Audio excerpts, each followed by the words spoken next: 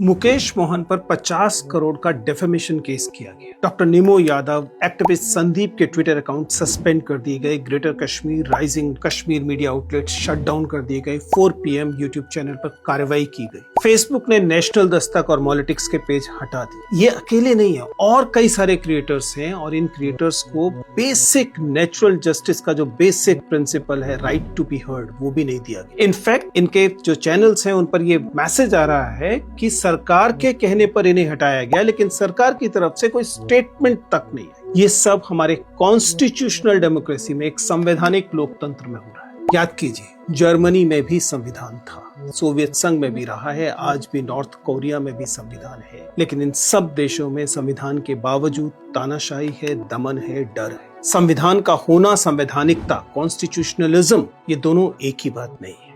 संविधान हो सकता है और उसके बावजूद संभव है कि कॉन्स्टिट्यूशनलिज्म, संवैधानिकता न हो। समझने की बात है कि हिटलर ने रातों रात सत्ता पर कब्जा नहीं किया था। उसने लोकतंत्र को कानूनी रूप से खत्म करने के लिए संविधान का ही इस्तेमाल किया था। हमारे देश में भी हम देख रहे हैं कि वही हो रहा है। लोगों को ये पूछने तक का हक नहीं मिल रहा है कि उनका क्रिएटर अकाउंट क्यों बंद कर दिया गया। And this is how authoritarianism works. अधिनायकवाद कानूनी रूप से रेंगता हुआ आता है। पहले प्रेस को खामोश किया जाता है, फिर अदालतों को, और फाइनली लोगों को। सवाल ये नहीं है कि ये सब क्यों हुआ, सवाल ये है कि बार बार उन्हीं आवाजों को क्यों खामोश किया जाता है जो सवाल पूछती है। सबसे खतरनाक बात है जब सेंसरशिप आपको नॉर्मल लगने लगी।